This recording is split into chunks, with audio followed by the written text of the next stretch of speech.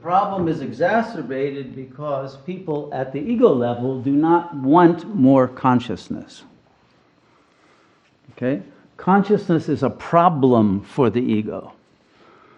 That's why people remain in ignorance, avidya. That's why they remain with a repressed subconscious, the one that Freud was always so obsessed about.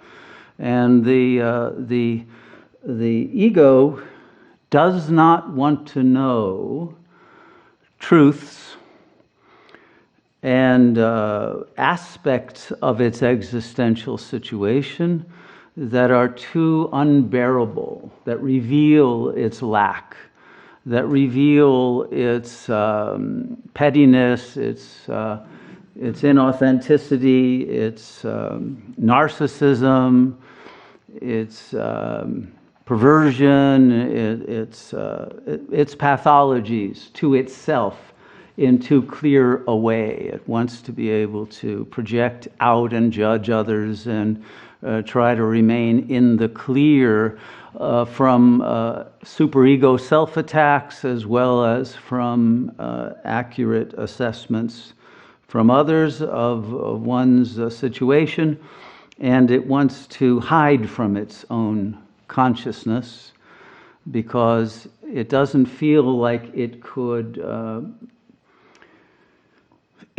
make changes even if it knew the information that it doesn't want to know, that instead of knowing mentally, it chooses either to somatize as a physical symptom or project as a karmic symptom of suffering, or in some way defer or delay dealing with, that ends up augmenting the negative karma that results from the lack of consciousness.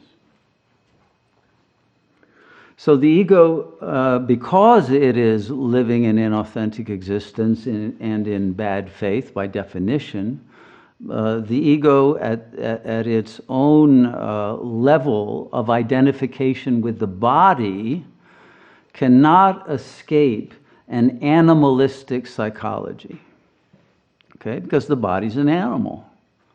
The body is not divine. And so one does not have access to a divinized psychology. One has access only to the animalistic impulses and proddings and drives of the lower three chakras.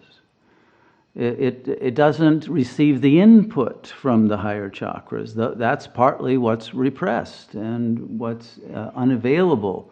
It's in the super conscious level. It doesn't enter into consciousness. And the subconscious level doesn't enter into either. It gets acted out or acted in terms of a sickness, physical or mental, but it doesn't get processed and it doesn't get released.